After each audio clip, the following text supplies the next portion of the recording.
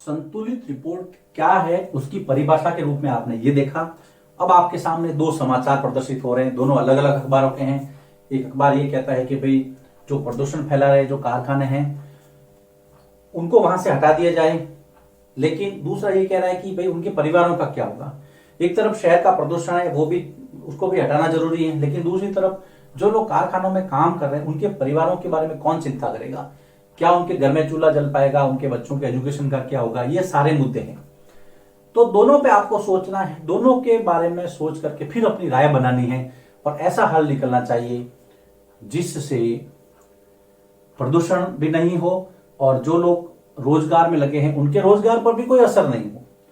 ये होती है संतुलित रिपोर्ट और उस पर अपनी राय देना। अब हम बात करते हैं कि स्वतंत्र पत्रकारिता या फिर मीडिया के स्वतंत्र रहने से आप क्या समझते हैं। तो अभी हम एक नया टॉपिक लेते हैं, संचार माध्यमों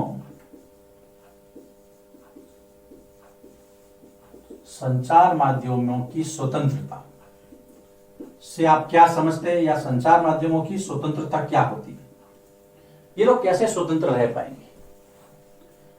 तो सबसे पहले यह है कि जो संचार माध्यम है उनको कोई भी प्रभावित न करे। संचार माध्यमों की जानकारी को कोई भी आदमी प्रभावित न करे। तो समाचारों को कोई व्यक्तिगत हितों के लिए,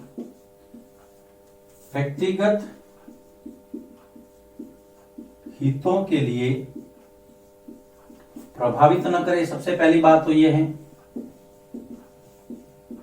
जो सही समाचार है वो आप दीजिए, कोई भी व्यक्ति उसको प्रभावित न करे अपने खुद के हितों के लिए, मतलब जनता के हितों का आप ऊपर रखना है। फिर समाचार लिखने और उसको प्रसारित करने में कोई निर्देशित न करें। समाचार लिखने व प्रसारण में मीडिया किसी से निर्देशित ना हो, मतलब सेल्फ स्टार्ट हो। कोई व्यक्ति ये कह दे कि आप ये समाचार छाप दो या आपको इतने बजे ये समाचार चलाओ, या फिर इसका ये अंश काट दो क्योंकि ये मुझे अच्छा नहीं लगता, या ये जो है वो मेरे हितों को प्रभावित करेगा, मेरा नुकसान हो जाएगा। ये चीजें नहीं होनी चाहिए। जो सही है वो सही है। एक पैसे लेकर के कोई समाचार नहीं लिखे है ना, पेड न्यूज जिसको बोलते हैं ना, पेड न्यूज जैसी घटनाओं से बचाओ। पेड न्यूज जैसी घटनाओं से बचना। कुछ समाचार पहले फिक्स होते हैं कि मैं ये छापूंगा तो उसकी ये प्रतिक्रिया होगी, फिर आप ये छाप देना है। उस व्यक्ति के लिए हम ऐसा लिखेंगे, इस व्यक्ति के लिए ऐसा लिखेंगे, इसको बोलते हैं पेड न्यूज। तो पहले जो फिक्स होता है ना, मैच फिक्स बोलते हैं उसको, वैसी घटनाएं नहीं होनी चाहिए, उसको बोलते हैं पेड न्यूज। तो उससे क्या विश्वसनीयता नहीं रहती है, तटस्थता नहीं रहती है, ट्रांसपेरेंसी नहीं रहती है, आप न्यूट्रल नहीं रह पाते, आपका झुकाव किसी के पक्ष में हो जाता है ना। तो विश्वसनीय तथा तटस्थ जानकारी, विश्वसनीय तथा तटस्थ जानकारी, मतलब आप जो विश्वास, समाचार पत्र या न्यूज, कई न्यूज चैनल ऐसे तो विश्वास वाले होते हैं जो लोगों को लगता है कि नहीं यार इसके अंदर न्यूज आई मतलब सही है। कई लोगों को लगता है इसके अंदर आई जाने तो देखता ही कौन है ना, फर्जी न्यूज है। ऐसा नहीं होना। विश्वसनीयता और तटस्थता। तो विश्वसनीय तथा तटस्थ जानकारी स्वस्थ लोकतंत्र और स्वस्थ मीडिया के लिए आवश्यक है। तटस्थ जानकारी स्वस्थ लोकतंत्र तथा मीडिया के लिए आवश्यक हैं। यह आपको ध्यान में रखना है। अगर आपको कोई पूछे कि भाई संचार माध्यमों की स्वतंत्रता से आप क्या समझते हैं, तो आपको ये 4 बिंदु लिखना है कि समाचारों को कोई व्यक्तिगत हितों के लिए प्रभावित ना करे, दूसरा, समाचार लिखना, उसको कैसे प्रसारण करना, उसमें मीडिया फ्री रहे, स्वतंत्र रहे, किसी के कहे अनुसार नहीं चले, पेड न्यूज वगैरह जो है जैसी घटनाओं से बचे, और विश्वसनीयता और तटस्थता जो है वो बनी रहे, ताकि स्वस्थ माहौल में न्यूज पीस आ सके, लोग उसको पढ़े, उसका आकलन कर सके। उसके बाद में हम बात करते हैं एक अलग टर्म, एक नया टर्म है, वो है सेंसरशिप। सीधा एग्जाम में क्वेश्चन आता है, सेंसरशिप से आप क्या समझते हैं? सेंसरशिप, सेंसर, किसी भी चीज को सेंसर करना मतलब कट लगाना। क्या है देखिए, किसी भी फिल्म, दृश्य या घटना के, या घटना की खबर, खबर ही लिख दो, किसी भी फिल्म, दृश्य या घटना की खबर को समाज तक पहुंचने से सरकार द्वारा रोकना, क्योंकि इससे समाज का वर्ग विशेष या समुदाय विशेष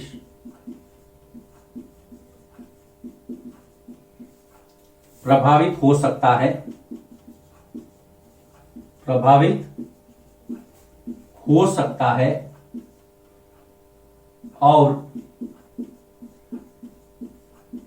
समाज का माहौल बिगड़ सकता है। आपने सेंसर बोर्ड का नाम सुना होगा, केंद्रीय फिल्म प्रमाणन बोर्ड जो है उसमें सेंसर बोर्ड होता है। मतलब कहने का मतलब ये है बेटा, आप जैसे मान लो आपने पद्मावती मूवी देखी थी, पद्मावती मूवी के अंदर क्या था, एक जो फिल्म के अंदर एक विशेष सीन था, समुदाय विशेष की भावनाएं आहत हुई, बहुत बड़ा बवंडर हो गया, उस सीन को काटा गया, थोड़ा सेट किया गया। कहने का मतलब ये कि सरकार ये देखती है या सेंसर बोर्ड ये देखता है, अगर इस सीन को पब्लिक में ले गए हम तो पब्लिक की भावनाएं आहत हो सकती है, समाज का माहौल बिगड़ सकता है, उसको आप हटा दो, उसको कहते हैं हम सेंसर करना। ये बात तो वहां तक ठीक है कि चलिए आपने समाज के हित में ये काम किया, तो सेंसरशिप आए तो किसी भी फिल्म, दृश्य या घटना की खबर को समाज तक पहुंचने से सरकार द्वारा रोकना। हमेशा सेंसर कौन करेगा? सरकार करेगा, ध्यान रखना, आप और मैं नहीं करेंगे, ये सरकार की जवाबदारी है। लेकिन कई बार क्या होता है कि सेंसरशिप के नाम पे अभिव्यक्ति की आजादी को रोका जा सकता है या रोका जाता है, तो वो गलत है। जैसे कि आपातकाल के दौरान 1975 से 77 में, याद रखना, 1975 से 77 के दौरान जब भारत में आपातकाल लगा था,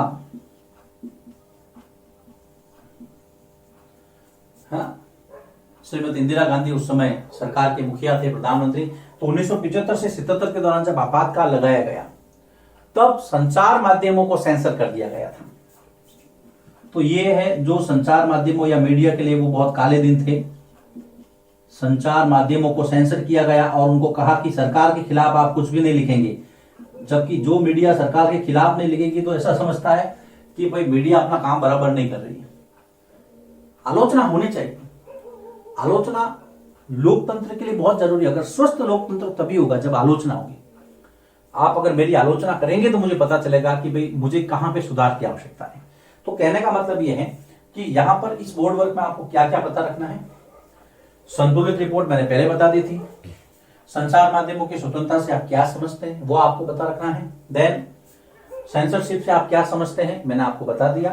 ये आपातकाल का टाइम आपको ध्यान में रखना है। 1975 से 77 का जो समय था उसमें संचार माध्यमों को क्या किया गया था? सेंसर किया गया था। मतलब सरकार के खिलाफ वो कुछ नहीं लिख सकते हैं, उनकी सारी जो मशीनें वगैरह जब्त कर ली जाएगी, ऐसा हुआ तो, और वहां पर उनका दमन हुआ था। तो ये समय, टाइम पीरियड पूछ सकते हैं एग्जाम में कि वो समय या वो कालखंड कौन सा था।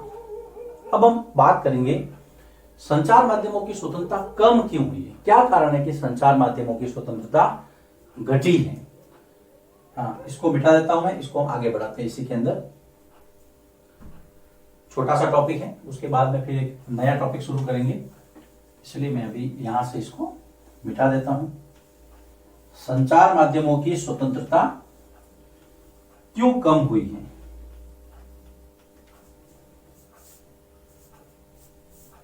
तो आपको पता ही है कि जहां पर पैसा आएगा, जहां पर स्वार्थ आएगा, वहां पर कुछ ना कुछ सही नहीं होगा, वहां आप जन कल्याण की बातें नहीं कर सकते।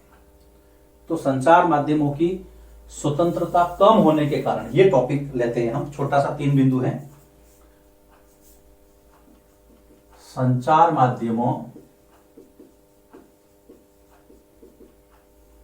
की स्वतंत्रता कम होने के कारण क्यों कम हुई?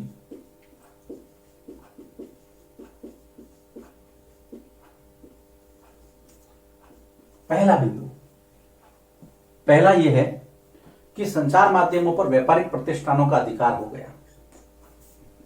बड़े बड़े बिजनेसमैन पैसे फेंके और कंट्रोल कर दिया। संचार माध्यमों पर बड़े बड़े व्यापारिक प्रतिष्ठानों का अधिकार, बड़े बड़े बिजनेसमैन, उन्होंने अखबारों को खरीद लिया, न्यूज चैनल बना लिए, वही चलाते हैं जो उनको चाहिए, जनता तक सही न्यूज नहीं पहुंच पाती है, सही एनालिसिस नहीं हो पाता है, मामला गड़बड़ है। दूसरा, विज्ञापनों से जो पैसा मिलता है उसके कारण, विज्ञापनों द्वारा मिलने वाले मुनाफे के कारण, विज्ञापनों द्वारा मिलने वाले जो प्रॉफिट था उसके कारण, मिलने वाले मुनाफे के कारण भी, भाई कोई बड़ी एडवर्टाइजमेंट कंपनी है, उसने किसी न्यूज चैनल के साथ करार कर रखा है, अब उसने कुछ भी किया हो आप उसके खिलाफ छापेंगे भी नहीं। क्यों? क्योंकि वो आपको पैसा दे रहा है, और जो पैसा दे रहा है उसको क्यों छापोगे? आप उसके खिलाफ छापोगे तो फिर आपका बड़ा कॉन्ट्रैक्ट चला जाएगा। तो ये पैसा मिलता है ना, तो पैसा जहां आ जाता है वहां पर ये चीजें होगी। तो संचार माध्यमों की स्वतंत्रता इसलिए भी घट रही है क्योंकि वो विज्ञापनों के चक्कर में ज्यादा पड़ेगी, पैसा कमाने के चक्कर में। तीसरा, खबरों को रोचक और चटपटी बनाने के कारण जो सही खबर है वो नहीं बता पाते हैं। खबरों को रोचक और चटपटी, अब चटपटी का मतलब ये नहीं वो उसको खाते हैं, मतलब उसको पढ़ते ही एक बार आनंद आता है लेकिन बाद में उसका कोई मतलब नहीं रहता। जैसे मैंने एक बार पढ़ा था कि मशहूर फिल्म अभिनेता सो एंड सो जो भी हो, उनको पेट दर्द हुआ और उल्टियां हो गई। अब ये खबर छापने जैसी है क्या? बताओ। इस हिंदुस्तान के अंदर 135 करोड़ लोग रहते हैं, 133 करोड़ लोग रहते हैं, कितने हजारों लोगों, लाखों लोगों को रोज पेट दर्द होता है। भाई मुझे भी हुआ था, मेरा तो अखबार में नहीं छापा। क्या उसके पेट दर्द को छापना इतना जरूरी था? क्या आपके गांव में पानी से परेशान नहीं लोग? क्या आपके शहर में बिजली से परेशान नहीं? क्या राशन कार्ड सबके बन रहे हैं? क्या लोगों को स्वास्थ्य सुविधाएं मिल रही है? क्या हर आदमी का काम ढंग से हो रहा है? आप उसको क्यों नहीं छापते? तो ये चटपटी बनाने के कारण, कोई बड़ी मशहूर अभिनेत्री आती थी, उसकी फोटो लेंगे आराम से आगे जा जा करके, और उसी गांव में अगर मान लो कोई जरूरतमंद है जिसको पेंशन नहीं मिल रही है, जिसको सरकारी योजना का लाभ नहीं मिल रहा है, जो भूखमरी से पीड़ित है, क्या आप उसको छापते हैं? नहीं छापते हैं। चटपटी और रोचक खबर ये, तो ये सब है, इससे उनकी स्वतंत्रता घटी है, वो लोग इसके जाल में फंसते जा रहे हैं। तो 3 बिंदु यहां पर आपको लिखना है। अगर मान लो पूछे कि संचार माध्यमों की स्वतंत्रता कम क्यों हो रही है, तो संचार माध्यमों पर बड़े बड़े व्यापारिक प्रतिष्ठानों का अधिकार हो गया है। दूसरा, एडवर्टाइजमेंट, विज्ञापन के चक्कर में वो लोग अपनी स्वतंत्रता खो रहे हैं और खबरों को चटपटा। अगर आपको मीडिया के बारे में कुछ पता करना है तो आप पेज 3 मूवी देखना।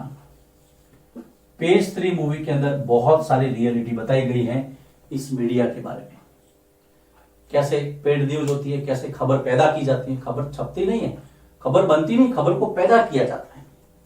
जब आप पत्रकारिता करते हैं, पत्रकारिता को पढ़ते हैं, मैंने पत्रकारिता का कोर्स किया हुआ है तो मैं जानता हूं इन सब चीजों को। तो आपको पेज 3 मूवी देख लेना, आप मधुर भंडाकर की मूवी है, बहुत अच्छी मूवी है, आपको पता चल जाएगा। खैर, फिलहाल यहां पर ये टॉपिक समाप्त होता है। अब हम आगे बढ़ेंगे कि मीडिया और विज्ञापन हमारे जीवन का एजेंडा कैसे तय करते हैं। वो हमारी सोच को कैसे बदलते हैं, हम उसके उनके हिसाब से सोचने लग जाते हैं। कैसे जानते हैं आगे, फिलहाल आप इसको लिखिए।